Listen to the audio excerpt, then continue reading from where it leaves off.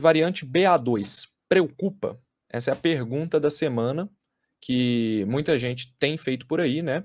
Estamos no episódio 38 ou 39, não sei, depois eu tenho que conferir. Mas já tem umas 2 semanas que muita gente vem me perguntando sobre essa BA2. E aí não tínhamos dados suficientes para poder falar muita coisa. A gente estava vendo um avanço dela na Dinamarca, um avanço dela na África do Sul e no Reino Unido. Agora tem dados da Índia também, tá? É uma variante que ela é extremamente transmissível, e eu vou explicar qual que é a dela hoje, tá? E até então, até semana passada, eu falei, galera, não se preocupem com essa variante, ela tá rolando lá na Europa, na África, vamos viver a nossa vida aqui com a Omicron, porque a Omicron já tá causando um problemão. Quando a gente começar a ver um pouco mais informações sobre ela, vamos falar sobre ela. Lógico, não tem que fechar os olhos. Não se preocupar nesse momento não é diferente de fechar os olhos e deixar o bicho pegar. Tá? Então, o que eu quis dizer é isso. Agora, começou realmente a ter mais informações, a gente consegue falar um pouquinho mais, então vamos falar também. Antes de começar a falar sobre exatamente o que é a BA2, eu vou repetir de novo aqui para vocês aquela frase do Ian Malcolm, lá do filme Jurassic Park, que ele fala: a vida sempre encontra um jeito, né? Eu falo porque eu sou fã demais desse filme, acho esse um dos melhores filmes já produzidos, porque ele mistura biologia com tecnologia da informação, um filme excelente. E o que ele está querendo dizer com isso? Tá? Ele está querendo dizer que a evolução ela sempre vai encontrar um jeito de tornar os organismos mais eficientes para o propósito que eles estão ali vivendo. O propósito de um ser vivo é se propagar, é propagar os seus genes do ponto de vista mais científico e frio, não misturando religião, não misturando filosofia de por que a vida existe e tudo. O propósito científico de qualquer ser vivo, ele é propagar os seus genes. E um vírus, apesar de não ser considerado ser vivo por muitos cientistas, ele também sofre os efeitos da seleção natural, sofre os efeitos da evolução, e ele também tem, então, o sentido da vida dele é propagar os seus genes adiante. Tá? O vírus ele é um globo que envolve ali proteínas e RNA, então ele tem genes e tudo mais. E aqui eu coloquei uma imagem, pessoal, que representa um pouco do que é essa evolução viral do ponto de vista da proteína spike. Tá? Essa aqui é a proteína spike do coronavírus, é o modelo 3D dela, e as evoluções que ela vem sofrendo ao longo do tempo. Então elas têm uma mutação aqui nessa bolinha laranja, de repente ela começa a alterar a conformação dela, ela fica mais eficiente para infectar, depois ela fica mais eficiente para escapar dos anticorpos, e aí depois ela vai se tornando mais transmissível. Do ponto de vista viral, pessoal, não importa se o vírus vai matar ou não o hospedeiro. Ele não tem preocupação com isso. O que importa é que ele quer ser mais transmissível. E aí a resposta do hospedeiro, que vai ser de causar uma inflamação tão grande que vai levar à morte, se o vírus já for transmitido, ele não quer saber. Ele simplesmente desenvolveu aquela mutação que é mais transmissível e aquilo pode gerar uma maior letalidade, não faz diferença para o vírus. Se ele já foi transmitido depois, não faz diferença. Bom, então a gente tem aí a proteína spike mutando à medida em que o vírus é transmitido adiante. Então, a cada nova pessoa que o vírus alcança, essa pessoa vai permitir com que esse vírus multiplique milhões de vezes dentro dela e vai permitir pequenas mutações que vão tornando a proteína spike e outras partes do vírus mais eficientes para ser transmitido ou para escapar do sistema imune. Então, dessa forma, o vírus ele vai se tornando mais amigável do ponto de vista da transmissão, ele vai se tornando mais amigável para o corpo nem perceber ele ali. A gente está vendo isso com a evolução do coronavírus, né? E ele está se tornando mais transmissível. Pode ser que surja uma variante mais letal, Lucas? Pode ser que surja uma variante mais letal. Vai depender tudo da aleatoriedade da evolução. A gente não sabe. Então existe esse risco sim. Pode ser que ela escape do sistema imune, mas produza uma resposta inflamatória exagerada. Tá? Pode ser que aconteça. Não é impossível, apesar de ser improvável. Mas é assim que funcionam as coisas. Tá? Então a vida sempre encontra um jeito. E aí o que aconteceu? Nós já tínhamos a Omicron. Pessoal, não se assustem com esse gráfico aqui, tá? Vou explicar para vocês. Nós já tínhamos a Omicron, que ela era extremamente diferente da Delta, da Beta, da Gama e da Alpha, que eram as variantes de preocupação anteriores. A Omicron, ela já tinha muitas mutações na proteína spike e ela parecia ter surgido de uma linhagem anterior, tá? Inclusive a Delta. Então ela parece ter se diferenciado ali em algum momento, provavelmente num ambiente com baixa taxa de imunidade. Podemos pensar em países africanos, essa é a principal teoria, em que ela circulou silenciosa por vários dias, vários meses, com vantagens competitivas, foi acumulando maiores vantagens competitivas ainda, ao ponto de se tornar mais transmissível, mutando ali, e de repente ela cai num país que é a África do Sul, um país que tem uma testagem muito boa e um sequenciamento de variantes muito bom. E aí sim ela é detectada. Então o que o mundo fez inicialmente? Ele se fechou para a África do Sul, sendo que na verdade a Omicron deve ter surgido em outro lugar ali na África, passou para a África do Sul, onde ela foi primeiramente detectada, e ela já tinha se espalhado pelo mundo inteiro com a sua vantagem. Só que o que aconteceu?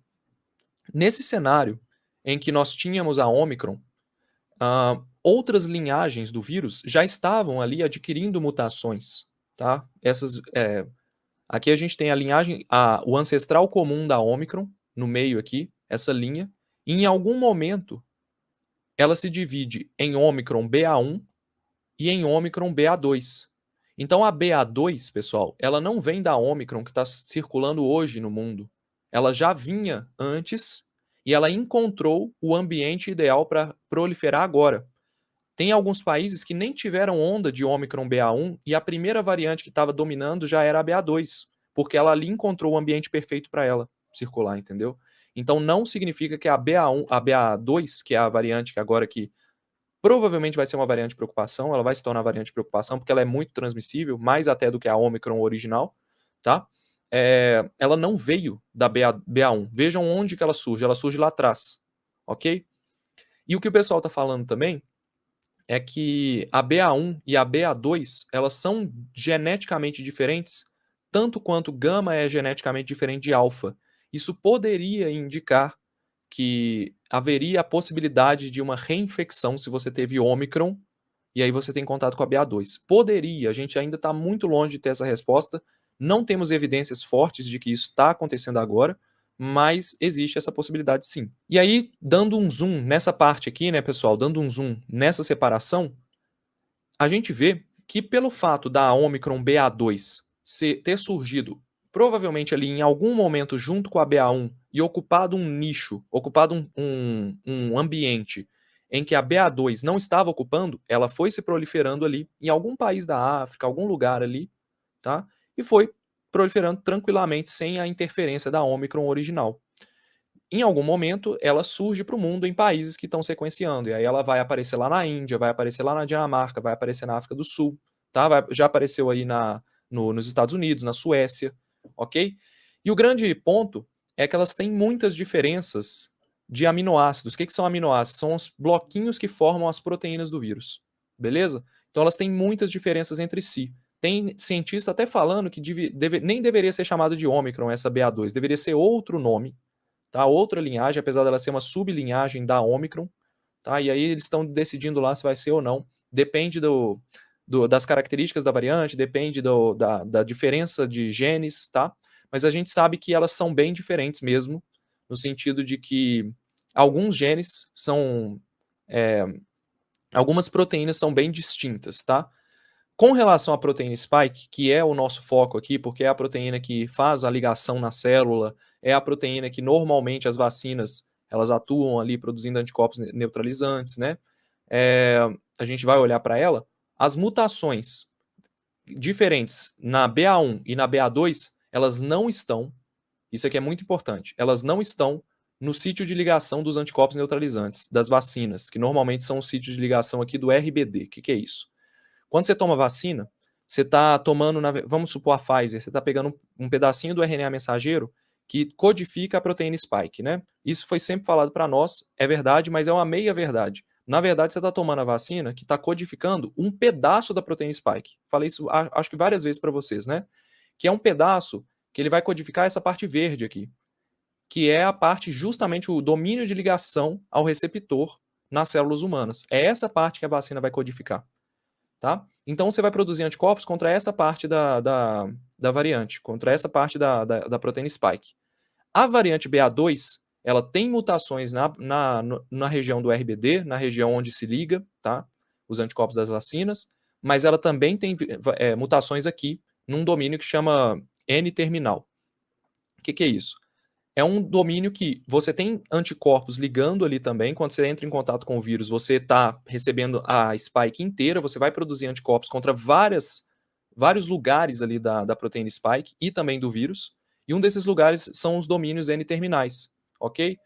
E aí, pessoal, como ela tem mais mutações nesse domínio N-terminal e não no domínio RBD, tá?